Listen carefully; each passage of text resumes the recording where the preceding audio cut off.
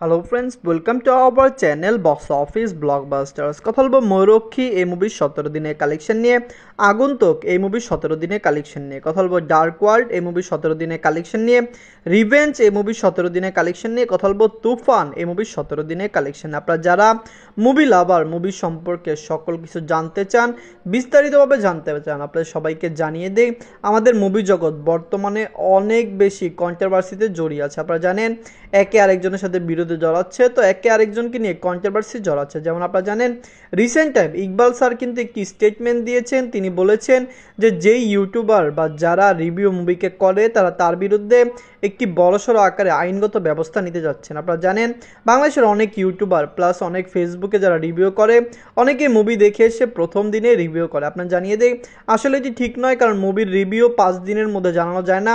এটি আইনগতভাবে ব্যবস্থা নিলে অবশ্যই এটি পাইরেসির অন্তর্ভুক্ত হয়ে যায়। আপনারা জানিয়ে দেই যারাই মুভির রিভিউ প্রথম দিনে দিয়ে দেয় এটি কিন্তু সঠিক নয়। আপনারা জানেন বাংলাদেশের বড় বড় অনেক রিভিউয়াররাও প্রথম দিকে রিভিউ দেয় না, কিন্তু যদি তারা পাবলিক রিভিউ নেয়, পাবলিক রিভিউ দেওয়ার কিন্তু একটি সিস্টেম রয়েছে, কিন্তু কোনো ক্রিটিক্স বা রিভিউয়াররা কিন্তু প্রথম দিনে রিভিউ দিতে পারে না। পাবলিক রিভিউ দিলে পাবলিক যেটা বলবে এটা সাধারণত গ্রহণ করা যায়, কিন্তু যদি কোনো রিভিউয়ার নিজেরা রিভিউ দেয় সেটি কিন্তু গ্রহণ করা যায় না, সেটি পাইরেসির অন্তর্ভুক্ত।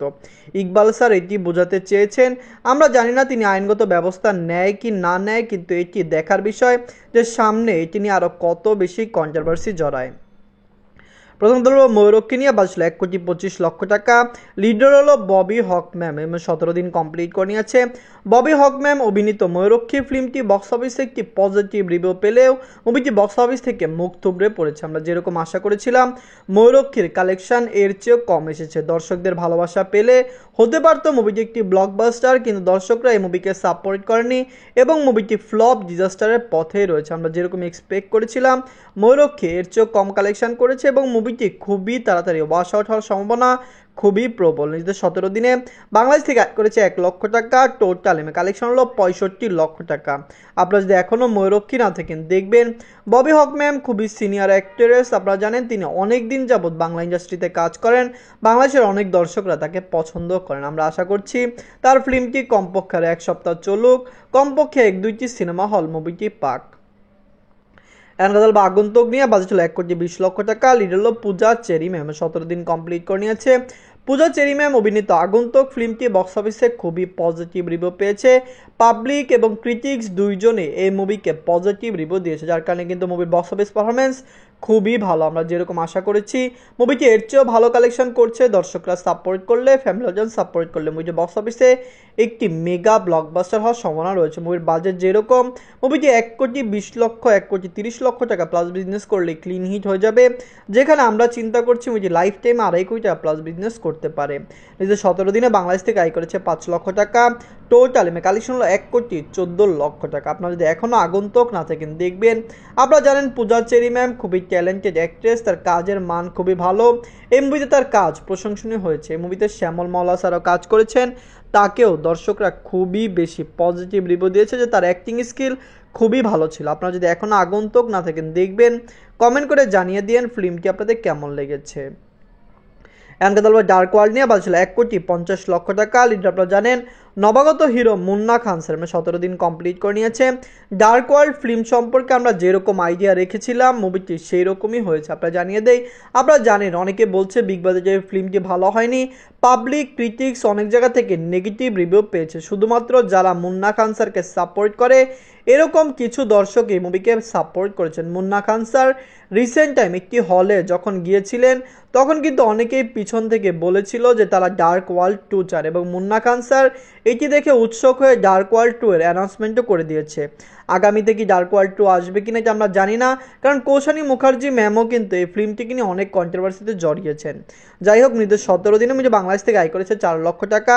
টোটাল কালেকশন হলো 1,04,00,000 টাকা। আমরা আশা করছি ডার্ক ওয়ার্ল্ড একটি ভালো মানের মুভি। আপনারা জানেন মুন্না খান স্যার টাকা ঢেলেছেন এবং বাংলাদেশের বস্তা পচা ফিল্ম থেকে এই ফিল্মটি অনেক ভালো হয়েছে। অবশ্যই দর্শকরা যদি এই মুভিকে সাপোর্ট করে, ফ্যামিলি যখন সাপোর্ট করে, মুভিটি লং টাইম রান করবে এবং অবশ্যই মুভিটি বক্স অফিস থেকে ব্লকবাস্টার হয়ে বের হবে। এখন কথা বলবো রিভেঞ্জ নিয়ে বাজছিল 1,70,00,000 টাকা। লিডার আপনারা জানেন জিয়াউল হক রওশন স্যার, বুবলি ম্যাম এই মুভি 17 দিন কমপ্লিট করে নিয়েছে। আপনারা জানেন জিয়াউল হক, রওশন স্যার এবং বুবলি ম্যাম অভিনীত রিভেঞ্জ ফিল্মটি বক্স অফিস থেকে নেগেটিভ রিভিউ পেলেও মুভিটি বক্স অফিসে একটি দারুণ কালেকশন এনে দিয়েছিল। প্রথম দিকে মুভিটি ভালো কালেকশন করলো, মুভিটি ওয়াশ আউট হওয়ার পরে মুভিটি কালেকশন কমে এসেছে, কারণ আপনারা জানেন সিনেপ্লেক্সের থেকে যখন মুভিটি ওয়াশ আউট হয়েছে তখন থেকে মুভির কালেকশন অর্ধেকের বেশি কমে এসেছে। ডার্ক ওয়ার্ল্ডের আপনারা জানেন ডিরেক্টর কিন্তু ইকবাল স্যার, যত কন্ট্রোভার্সি বাংলাদেশে বর্তমানে হচ্ছে সব ইকবাল স্যারের ফিল্ম নিয়ে হচ্ছে, এর কারণে আপনারা জানেন তার ফিল্মগুলো ক্ষতিগ্রস্ত হচ্ছে। তিনি কিন্তু মোটামুটি ভালো মানের ফিল্ম বানায়, কিল হিমের মতো ফিল্ম তিনি বানিয়েছেন, ডেড বডি, এবার রিভেঞ্জ বানিয়েলেন। আপনারা জানেন সকল ফিল্মের মান মোটামুটি এত খারাপও বলা যায় না, কিন্তু তিনি কন্ট্রোভার্সি এবং বিভিন্ন ইন্টারভিউতে তার অন্যরকম কথাবার্তার জন্য কিন্তু সকল জায়গায় আলোচিত সমালোচিত, কিন্তু তার ফিল্ম কিন্তু ভালো হয়। দর্শকরা সাপোর্ট করলে এরকম ফিল্ম বক্স অফিসে ক্লিন হিট হতে পারে। নিজের 17 দিনে বাংলাদেশ থেকে আয় করেছে 4 লক্ষ টাকা, টোটাল কালেকশন হলো 1,48,00,000 টাকা। আপনারা জানেন ইকবাল স্যার বর্তমানে বিভিন্ন স্টেটমেন্টের কারণে তিনি সকলত্র সমালোচনায় জড়িয়েছেন। আপনি জানিয়ে দেন রিসেন্ট টাইম ইউটিউবার বা রিভিউদার নিয়েও তিনি একটি ইন্টারভিউ দিয়েছেন যে তিনি তাদের বিরুদ্ধে আইনগত ব্যবস্থা নেবেন। আমি নিজেও বলি কোনো ফিল্ম যদি রিলিজ হয় 5 দিনের মধ্যে যা রিভিউ দেওয়া পাইরেসির সমতুল্য। কিন্তু আপনি জানিয়ে দেই যদি পাবলিক রিভিউ কেউ নেয় যে থিয়েটারের বাহিরে পাবলিকরা দর্শকরা কি বলছে মুভির সম্পর্কে, এটা কিন্তু কখনোই পাইরেসির অন্তর্ভুক্ত নয়। কিন্তু কোনো রিভিউয়ার যদি ইউটিউবে বা সোশ্যাল মিডিয়ার যে কোনো প্ল্যাটফর্মে রিভিউটা বলেন যে মুভিটি এইরকম হয়েছে বা মুভির সম্পর্কে কোনো ধারণাও দেন, এটি পাইরেসির অন্তর্ভুক্ত। তো আমরা আশা করছি বাংলাদেশের ইউটিউবাররা বর্তমানে এই কাজটি আর ভবিষ্যতেও করবেন না। কথা বলবো তুফান নিয়ে। বাজছিল 15 কোটি টাকা, লিড হলো superstar, mega star, global star Shakib Khan sir.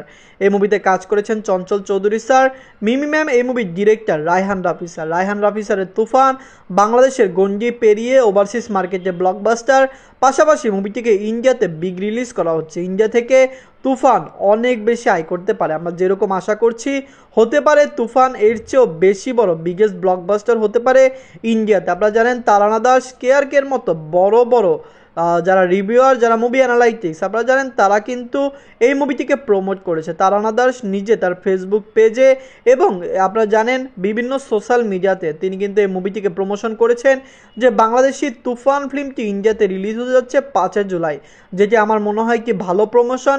কিন্তু তার একটি প্রমোশনে কিন্তু বাংলাদেশের এই ফিল্মটিকে অনেক বেশি বুস্টিং পাওয়া গেছে ওয়েস্ট বেঙ্গলে। আমরা আশা করছি তুফান ফিল্মটি বক্স অফিসে ব্লকবাস্টার কালেকশন করবে। নিজের 17 দিনে বাংলাদেশ থেকে আয় করেছে 82 লক্ষ টাকা, ওভারসিজ মার্কেট থেকে আয় করেছে 57 লক্ষ টাকা। মুভিটি ওয়ার্ল্ড মার্কেট থেকে আয় করেছে 1,39,00,000 টাকা।